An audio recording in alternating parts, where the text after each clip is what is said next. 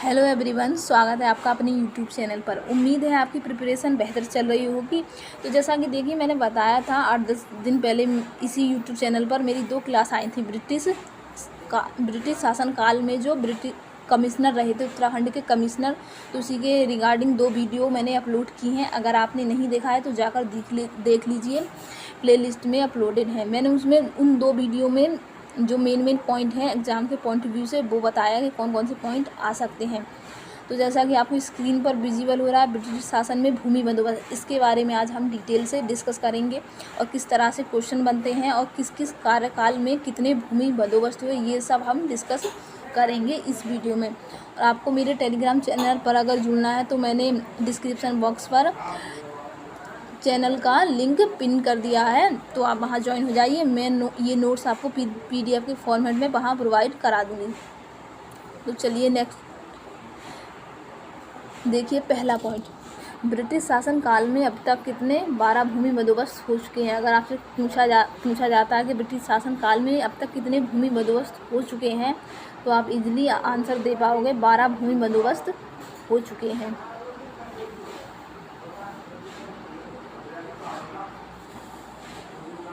Okay, next point देखिए जो पहला भूमि बंदोबस्त, ये क्वेश्चन भी पूछा जाता है कि जो पहला ब्रिटिश शासन काल में जो भूमि बंदोबस्त हुआ है वो गार्डनर के कार्यकाल में हुआ है, और हुआ कहाँ है, कुमाऊं में। ये क्वेश्चन कई बार एग्जाम में पूछा जा चुका है, UKSSC और UKPSC। ध्यान रखेंगे, इम्पोर्टेंट पॉइंट है। क्लियर। नेक्स्ट पॉइंट देखिए अब आता है 1815 में 2 महीने के बाद पश्चात ही गार्डनर के सहायक के रूप में, मतलब असिस्टेंट्स के रूप में ट्रेल को अपॉइंट किया गया, मतलब उन्हें नियुक्ति दी गई इनके कार्यकाल में 2 महीने के बाद। क्लियर हुआ ये पॉइंट। नेक्स्ट पॉइंट देखिए, 1816 ईस्वी में ट्रेल ने गढ़वाल में दूसरा भूमि बंदोबस्त व्यवस्था लागू की। अगर आपसे क्वेश्चन पूछा जाता है कि गढ़वाल का जो भूमि बंदोबस्त हुआ था वो किसके कार्यकाल में हुआ था, तो आप इजीली आंसर कर पाओगे, ट्रेल के शासनकाल में। ओके, क्लियर हुआ यहाँ तक। नेक्स्ट पॉइंट देखिए, गार्डनर के 9 महीने के कार्यकाल के पश्चात ट्रेल को उत्तराखंड का कमिश्नर बनाया गया। देखिए, पहले जो थे एक वो असिस्टेंट के तौर पर काम कर रहे थे, लेकिन 9 महीने के बाद गार्डनर के इन्हें उत्तराखंड का कमिश्नर नियुक्त किया गया या बनाया गया। तो यहाँ तक चीज़ें क्लियर हुई। नेक्स्ट पॉइंट देखिए, प्रारंभिक कृषि बंदोबस्त, मतलब जो इनिशियली कृषि बंदोबस्त व्यवस्था को एक साला बंदोबस्त या वार्षिक बंदोबस्त भी कहा गया। किसके कार्यकाल में, ट्रेल के कार्यकाल में। याद रखेंगे, इम्पोर्टेंट पॉइंट है।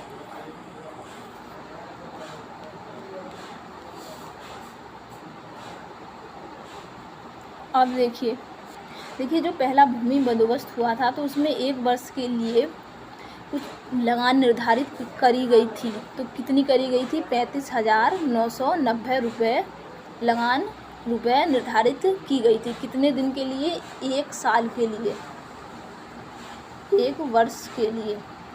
ओके, जो कि हुआ था गार्डनर के कार्यकाल में। नेक्स्ट, जब दूसरा भूमि बंदोबस्त हुआ तो उसमें 41,782 रुपये की लगान निर्धारित की गई थी या किया गया था 1 वर्ष के लिए। तो वैसे ये लगान की जो प्राइस पूछा नहीं जाता, मगर फिर भी पढ़ लेते हैं। नेक्स्ट पॉइंट देखिए, अब आता है, ये तो हुए 2 भूमि बंदोबस्त। तीसरा भूमि बंदोबस्त होता है 1817 में। तो जो इसकी धनराशि थी, मतलब लगान की जो धनराशि निर्धारित की गई थी वो की गई थी 45,548 रुपये प्रति वर्ष, मतलब 1 साल की। अर्थात अब आता है 3 वर्ष तक एक ही दर से लगान लिया जाएगा। कहने का मतलब ये है, जैसा कि 1817 में जो लगान की धनराशि निर्धारित की गई वो 3 साल तक बदली नहीं गई, वो 3 साल तक एक ही रही। हो गए, ऐसा नहीं कि मतलब 45,000 से घटाकर 43,000 कर दिया या 45,000 से बढ़ाकर 55,000 कर दिया, ऐसा नहीं था। जो निर्धारित हो गई थी तीसरे भूमि बंदोबस्त में वो वही रही थी, इतना आप याद रखेंगे। ओके, तो ये तो था 3 मतलब तीसरा भूमि बंदोबस्त जो कि ट्रेल के कार्यकाल में ही हुआ था। ओके, अब बात करते हैं हम 4 मतलब चौथे भूमि बंदोबस्त या व्यवस्था। तो देखो ये हुई थी 1820 में। ओके, तो इसके लिए कल लगान की धनराशि जो थी 34,995 रुपये निर्धारित की गई थी। अब बात करते हैं 4 भूमि बंदोबस्त, जिसे पंचशाला भूमि बंदोबस्त या 80 साला भूमि बंदोबस्त के नाम से जाना जाता है। कई बार आपसे पूछा गया है एग्ज़ाम में, अगर आप PYQ उठाकर देखेंगे UKSSC और UKPCS के, तो आपको इजीली ये क्वेश्चन देखने को मिलेगा कि ये पंचशाला भूमि बंदोबस्त और 80 साला भूमि बंदोबस्त किसके कार्यकाल में हुआ था। तो ये ट्रेल के कार्यकाल में हुआ था, याद रखेंगे, इम्पॉर्टेंट है। देखिए, राजस्व भूमि बंदोबस्त इतना व्यापक था, विस्तृत था, मतलब व्यापक मतलब बहुत ज़्यादा था। 1880 में लागू किया गया था, क्लियर, जिस कारण इसे 80 साला बंदोबस्त के नाम से जाना जाता है। अब आप समझे इसे 80 साला भूमि बंदोबस्त क्यों कहा जाता है, क्योंकि ये 1880 में लागू किया गया था, इसलिए इसे 80 साला भूमि बंदोबस्त के नाम से भी जाना जाता है। ओके, नेक्स्ट पॉइंट देखिए, इसी में देखिए इस लगान की जो राशि थी वो 64,900 रुपये का निर्धारण 5 वर्षों के लिए कर दिया गया था। कहने का मतलब है, आपने पढ़ा ना ऊपर, जैसे मैंने बताया पंचशाला मतलब 5 सालों के लिए एक ही दर में लगान ली जाएगी किसानों से, तो इसी कारण इसे पंचशाला भूमि बंदोबस्त भी कहा जाता है। उम्मीद है ये पॉइंट आपको क्लियर हुए होंगे, इम्पॉर्टेंट है, ध्यान रखिएगा। ओके, यहाँ तक कोई दिक्कत परेशानी, अगर कोई डाउट हो तो प्लीज़ बता दीजिएगा कमेंट सेक्शन में, मैं क्लियर कर दूँगी। ओके, नेक्स्ट देखिए ब्रिटिश सरकार द्वारा लाया गया 5वां और 5 वर्षों के लिए बनाया गया भूमि बंदोबस्त था, यही जो मैंने बताया आपको पंचशाला। ओके, जिस कारण इसे पंचशाला भूमि बंदोबस्त कहा जाता है।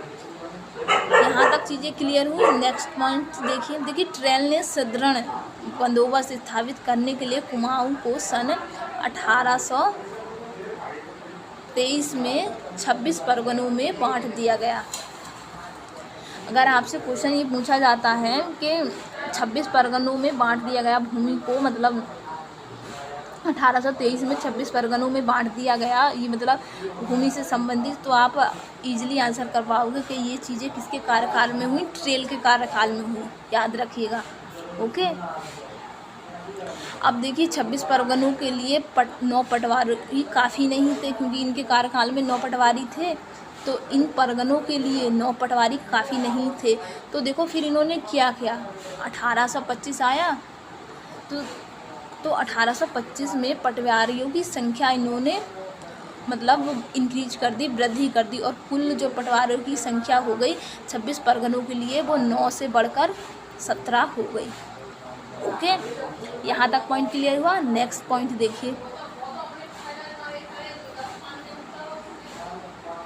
देखिए गांव की सीमा और इन सीमाओं के अंतर्गत आने वाली जो जितनी भी भूमि है, जैसे कि वन की हो गई या आसपास के जो भी क्षेत्र हैं, पानी आदि प्राकृतिक जो संसाधन हैं, जो नेचुरल रिसोर्स हैं, की माप की और रजिस्टर के रिकॉर्ड रख दिए। मतलब इन्हीं के कार्यकाल में पटवारियों के कार्य हुआ करते थे, जैसे भूमि की मेजरमेंट करना, मतलब भूमि नापना, और जो भी प्राकृतिक संसाधन है उनकी नाप करना, तो ये सारे रिकॉर्ड रजिस्टर में रखने होते थे इनके कार्यकाल में।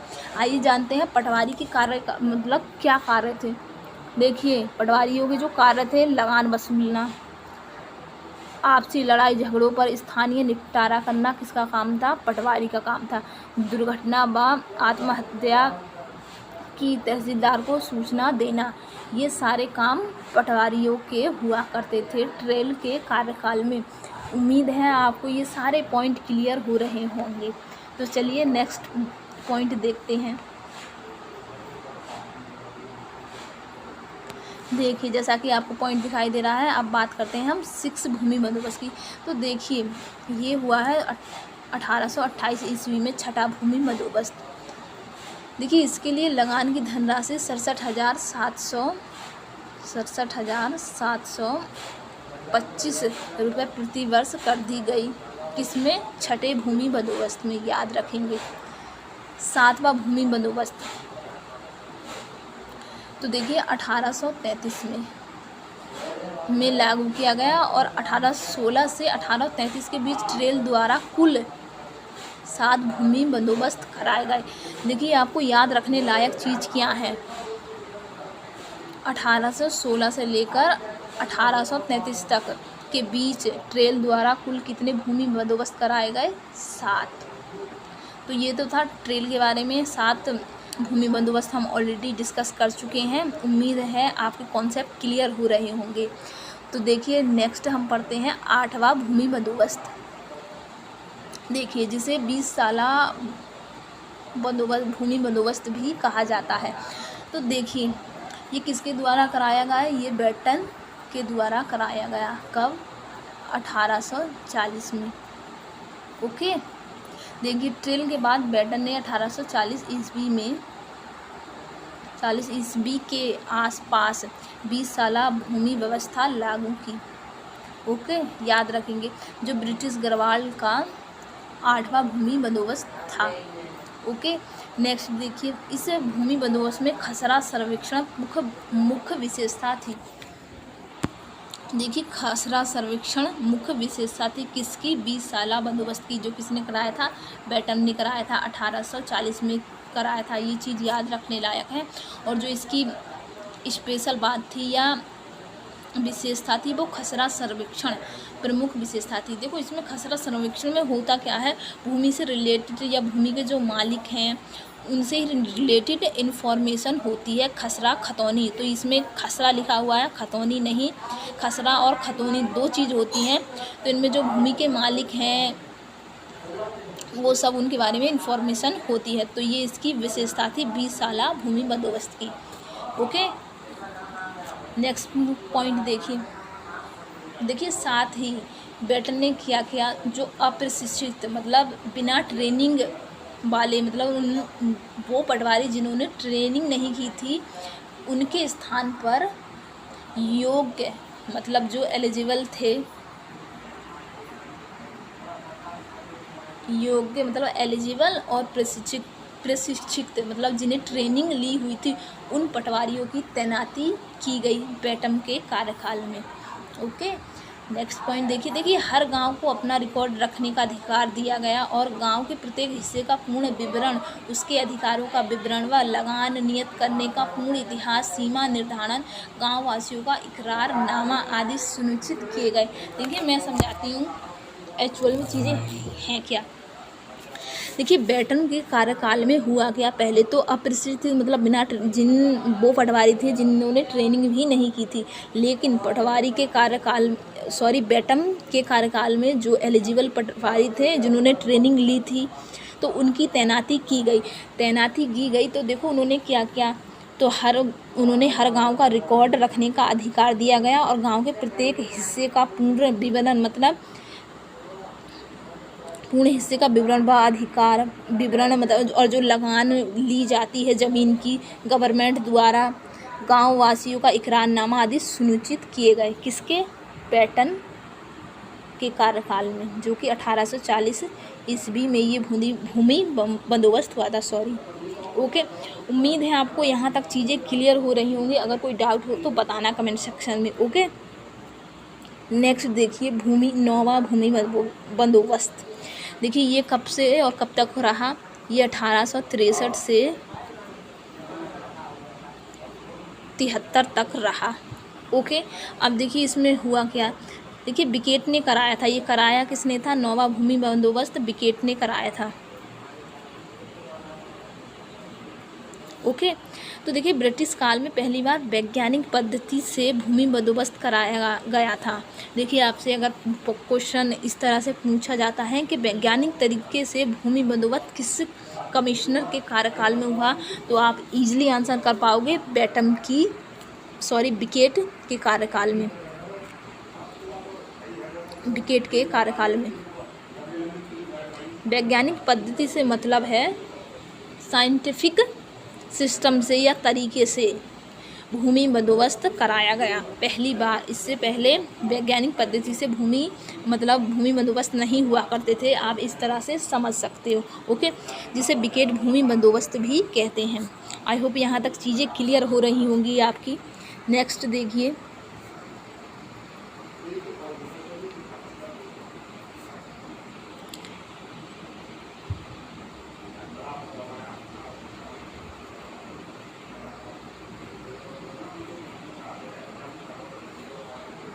देखिए इस भूमि बंदोबस्त में जो पर्वतीय भूमि को 5 भागों में बांटा गया, किसके, विकेट के कार्यकाल में। देखिए 5 भागों में बांटा गया, वो कौन कौन से भाग थे। देखिए नंबर 1, जैसा कि आपको तलाऊ भूमि,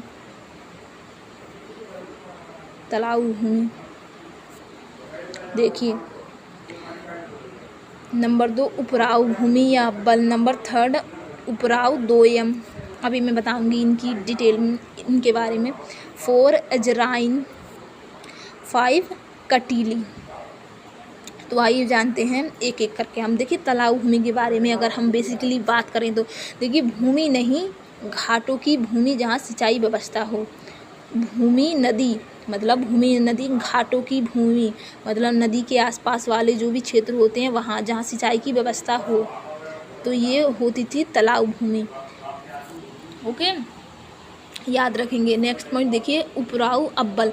देखिए पर्वतीय क्षेत्रों में ऊंचे स्थानों पर स्थित असिंचित भूमि, मतलब कहने का मतलब जो पर्वतीय क्षेत्र होते हैं ना ऊंचे स्थानों पर, वहाँ पर असिंचित का मतलब जहाँ सिंचाई ना हो सके, जहाँ पानी ना पहुँच सके, तो इसे रखा गया था उपराऊ अब्बल भूमि में, पानी नहीं पहुँच सके। असिंचित का मतलब ये है जो पर्वतीय क्षेत्र हैं ऊंचे हैं। 3 देखिए उपराऊ दोयम। देखिए ये क्या है, द्वितीय श्रेणी की अब्बल भूमि। 4 देखिए इजराइन। देखिए निम्न श्रेणी की उबड़ खाबड़ पथरीली भूमि इजराइन कहा जाता है। कहने का मतलब है वो भूमि जहाँ उबड़ खाबड़ हो, पथरीली हो, उसे इजराइल भूमि कहा जाता है, याद रखेंगे आप, ओके। कटीली, खील भूमि, इसे खील भूमि कहा जाता है। तो ये बिकेट ने 5 भागों मतलब भूमि को बांटा था, जो मैं आपको बता चुकी हूँ। अगर कोई कन्फ्यूजन हो या डाउट हो तो आप पूछ सकते हो कमेंट सेक्शन में। अब देखिए ये तो हुआ 9 भूमि बंदोबस्त जो ब्रिटिश शासन काल में हुए थे, ओके। अब बात करते हैं हम 10वां और 11वां भूमि बंदोबस्त। तो देखिए बिकेट के बाद 1896 में 96 ईस्वी में पो ने 10वां भूमि बंदोबस्त लागू किया। किसने? पो ने, याद रखेंगे। देखिए नेक्स्ट पॉइंट देखिए, जिसका नेतृत्व कुमाऊं में गूंज कर रहा था, इसका नेतृत्व गूंज कर रहा था। देखिए पो ने लगान विभाग को एक नई विशद और तथ्यपूर्ण रिपोर्ट तैयार करने को कहा, साथ ही उसके तरीके भी बताए। कुमाऊं में से गूंज नामक अधिकारी भी कहा जाता है। अगर आपसे ये पूछा जाता है कि कुमाऊं में गूंज नामक अधिकारी किसे कहा जाता है, तो आप इजीली आंसर कर पाओगे, पो को कहा जाता है, जिसने 10वां भूमि बंदोबस्त करा था। 10वां भूमि बंदोबस्त,